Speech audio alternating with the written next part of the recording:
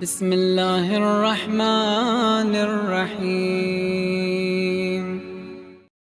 कुरान ने भी फैमिलीज़ पे गुफ्तगू की है। कुरान की निगाह में फैमिली कैसी होनी चाहिए। पहली आयत, खलक़ लकुम अज़वाजन लितस्कुनु इलैह। खुदा कहता है मैंने ज़ौज बनाया तुम्हें, मर्द और औरत। किस लिए बनाया? अल्लाह कहता है मैंने ये रिश्ता बनाया सुकून के लिए। ये तस्कुनु फारसी में घर को कहते हैं मस्कन। घर एक ऐसी जगह जहां पे इंसान सुकून ले। अब ये 5 चीजें सुनिए, अगर रिश्ते के अंदर ये 5 चीजें नहीं, रिश्ते का फायदा नहीं। बंदा शादी करे पर सुकून नहीं हो तो शादी का फायदा क्या? शादी लज्जत जिस्मानी लज्जतों के लिए सिर्फ नहीं है। अगर इंसान ने सिर्फ जिस्मानी लज्जत लेनी है 100 जगह से ले सकता है। असल मकसद शादी का क्या था? ताकि सुकून मिले उसे। ऐसी बीवी जो मर्द को सुकून दे, ऐसा शोहर जो अपनी जोजा को सुकून दे। फरमाए हमने अज़वाज को खल्क किया ताकि तुम्हें क्या मिले? सुकून मिले। दूसरी फरमाए वजअल बैनकुम मवद्दह, हमने तुम्हारे बीच में क्या रखी? मवद्दत। एक है हुब, एक है वुद। मन मात अला हुब आले मोहम्मद कुल ला अस्अलुकुम अलैहि अजरन इल्लल मवद्दत फिल कुर्बा। हुब है एक तरफा, आप किसी से मोहब्बत करते हो वो आपसे नहीं करता, इसे कहते हैं हुब। हो सकता है शोहर बीवी से मोहब्बत करे, बीवी इतनी ना करे। आप औलाद से करें, औलाद ना फरमान हो, आपसे ना करे। आप भाई से करो, भाई आपसे ना करे। आप फला मोमिन से मोहब्बत करो, वो ना करे, इसे कहते हो। हुब एक तरफा है। हमें कहा कि आले रसूल से क्या करो? मवद्दत करो। खुदा कहता है घर मस्कन बाइस सुकून। दूसरा कहता है वजअल बैनकुम, हमने तुम्हारे बीच में क्या रखा? मवद्दत रखी। वुद कहते हैं मोहब्बत दो तरफा।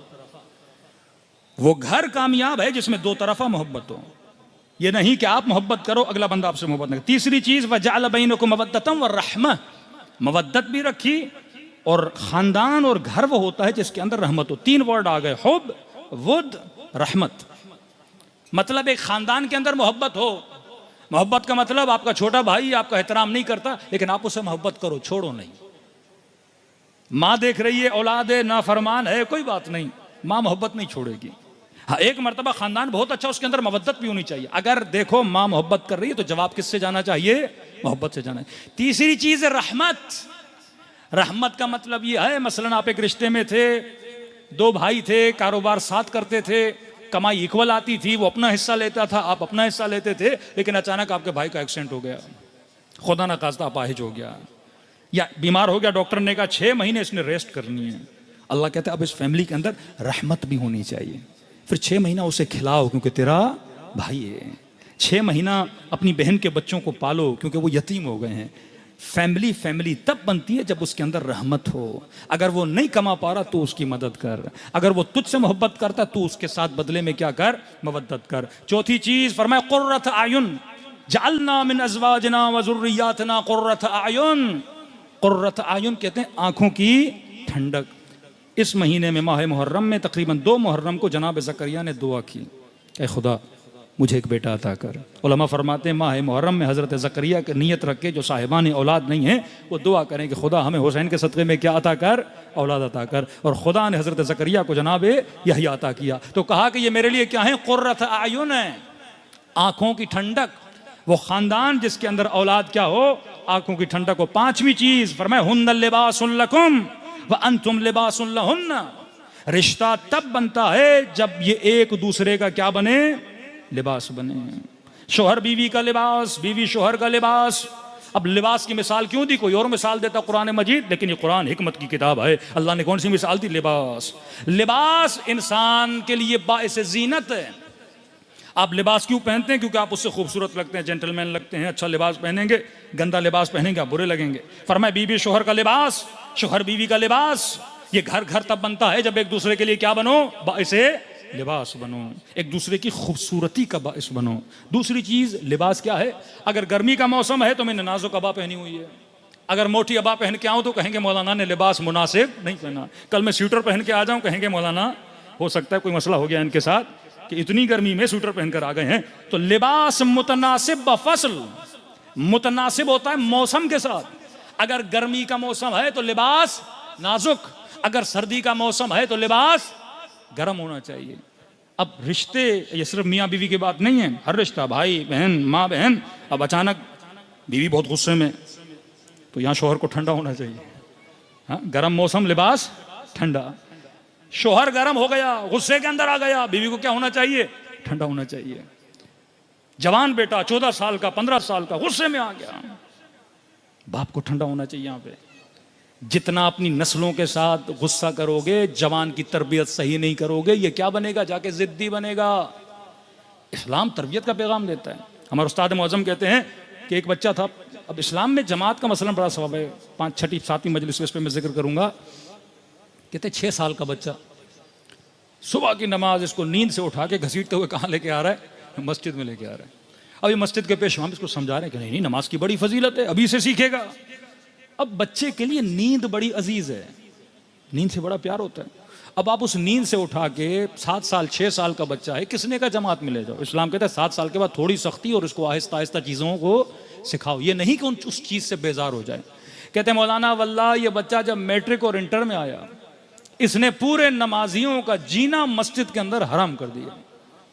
क्योंकि बाप इसको बचपने में जबरदस्ती मस्जिद में लाता था, ये नहीं कि उसे सिखाए, मस्जिद की मोहब्बत दिल में पैदा हो। कि हम नमाजी नमाज पढ़ते थे, वो ईरान में कपड़ा रखते हैं जिसमें सजदगाहें होती हैं, कि जैसे हम अल्लाह अकबर की नमाज शुरू करते थे, ये कपड़ा खींचता था, सबकी सजदगाहें कभी इधर कभी उधर। का ये सख्त दुश्मन बन गया, किसका? मस्जिद का। क्योंकि शऊर नहीं, क्योंकि फिक्र नहीं कि मैंने तरबियत कैसे करनी है। जवान गर्म है, बाप को पता होना चाहिए जवान के अंदर सेल्फ स्टीम, सेल्फ रिस्पेक्ट होती है, इसको लोगों के सामने जलील नहीं कर सकता। डांटना है तो कमरे के अंदर पता हो कि मैंने किसको किस तरह से तरबियत देना है। तो 5 चीज़ें फरमाए, हुब, रहमत, नूर चश्म और लिबास। लिबास का पता होना चाहिए कि हमने किस तरह पहनना है। फरमाया दूसरा सवाल, लोग कहते हैं कि आखिरत में भी फैमिली होगी या हम आखिरत में अकेले जन्नत में जाएंगे? कुरान आखिरत की फैमिली का भी जिक्र करता है। यहां पे अगर अच्छी फैमिली रखोगे तो आखिरत में भी विद फैमिली जाओगे। फरमाते कुरान में सूरह तूर 31 और 23, अल्लज़ीना आमनू मुमिनन वत्तबअहुम अलहक़ना बिहिम ज़ुर्रियतहुम। कहते हैं ये माँ बाप जब जन्नत में जाएंगे, अब बाप है माँ है, इनका नंबर 100 नंबर मिला तो सीधा जन्नत। लेकिन बच्चा मसलन बेनमाजी था, बेटी हिजाब नहीं करती थी, नाफरमान थे, गुनहगार थे, अब इनकी जन्नत में एंट्री नहीं हो रही। देख रहे हैं हमारे बच्चे आ रहे हैं मुख्तलिफ अजाब में मुब्तला हैं, तो अल्लाह को कहेंगे परवरदिगारा ये औलाद मेरे दिल की चैन थी, ठंडक थी। एक है यौम क़यामत, यौम यफ़िर्रुल मर्उ मिन अख़ीह। जब हिसाब व किताब होगा तो बाप भी बेटे से भागेगा, बेटा भी भाग से भागेगा, बहन भाई से भागेगी। हिसाब व किताब है, कुछ मांग न ले मुझसे, क्योंकि मेरी जेब खुद खाली है, मैं इसको क्या दूंगा। वहां नफसी नफसी नफसी, हर बंदा अपने नफ्स के पीछे होगा कि मैं खुद बच जाऊं। लेकिन जब जन्नत पहुंचे, अब होगा कि भाई बेटे का क्या हुआ, अब होगा बेटी का क्या हुआ। तो अल्लाह को कहेंगे परवरदिगारा हम चाहते हैं कि हमारे साथ आए। तो आवाज़ खुदावंद आएगी मलाइकों का, अलहक़ना बिहिम ज़ुर्रियतहुम। ये जो नेक मोमिनीन हैं, खुदा कहेगा कि इनके बच्चों को इनकी तरफ भेज दिया जाए। यहाँ पर इमाम जाफ़र सादिक़ अलैहिस्सलातु वस्सलाम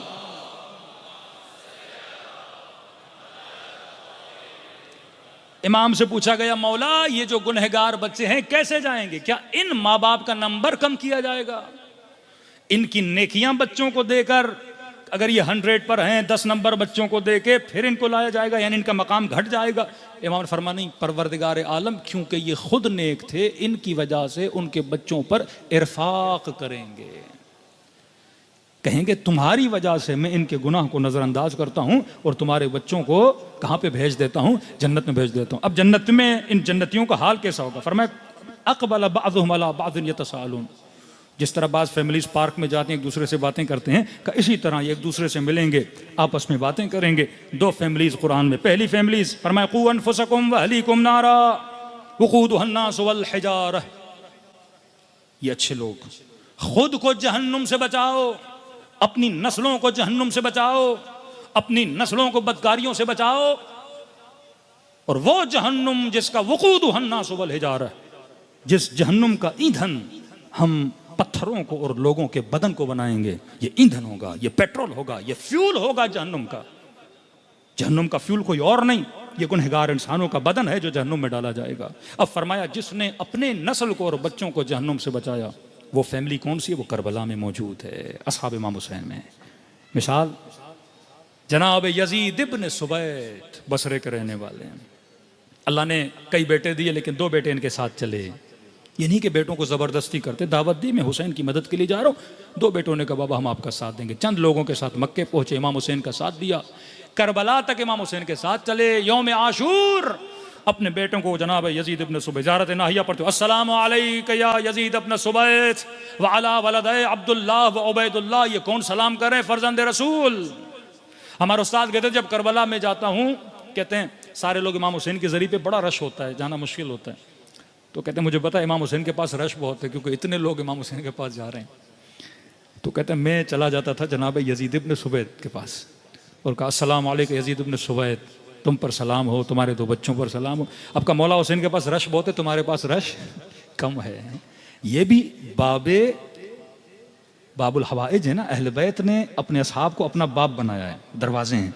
तो मैंने कहा कि इमाम हुसैन के पास रश बहुत है, लोग बहुत गए, आप क्योंकि असहाब इमाम हुसैन हो तो यहाँ रश कम है, तो मैं अपनी हाजत आपके पास लेकर आया हूँ, क्योंकि आप मौला हुसैन के करीब हो, मेरी हाजत इमाम हुसैन तक पहुंचा दो ताकि अल्लाह मेरी दुआ को क्या करे, कबूल करे। फिर कहते मैं इनके लिए 2 रकात नमाज पढ़ता था और खुदा मेरी हाजत रवाई कर देता था। ये वो जिन पे इमाम हुसैन क्या करें, सलाम करें। नाम यजीद है, जब लानत भेजें तो ये भी जहन में रखें वो यजीद कौन है और ये यजीद कौन है। कुछ ऐसे भी थे हमारे यहाँ, जंग के किरदार और जंग फिक्र और अफकार है, इन्होंने कुर्बानी दी।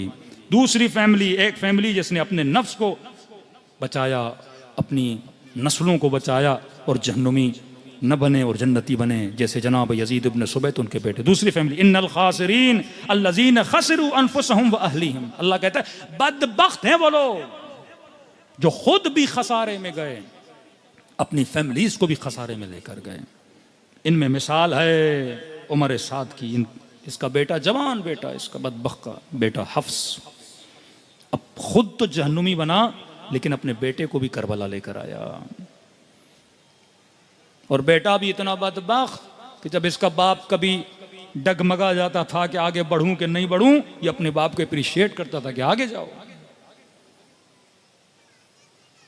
और ये वो फैमिली है जो जहन्नुमी बनी। जनाब मुख्तार जब उमर साद के पास है, ये बिस्तर में लेट रहा था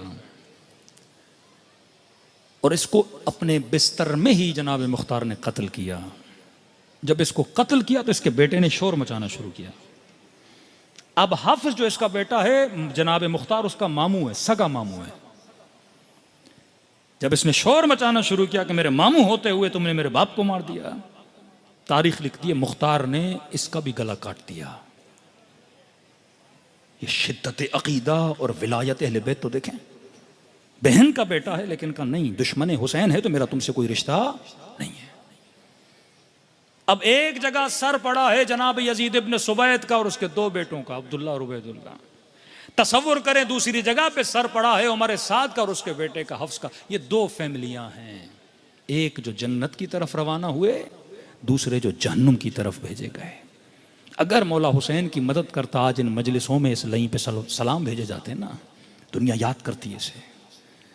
लेकिन इसने खुद को क्या बनाया, जहन्नुमी बनाया। करबला ये सिखाती है कि जन्नत का रास्ता क्या है, जहन्नुम का रास्ता क्या है। विदिन 3 ईयर्स ये मारा गया, 3 साल के अंदर। 3 साल की जिंदगी के लिए इसने हुसैन इब्न अली को छोड़ा। तो मेरे अजीज, करबला आशूरा साजी, करबला फैमिलियों की इस्लाह, करबला समाज की इस्लाह, करबला हिम्मत, करबला शुजाअत का नाम है।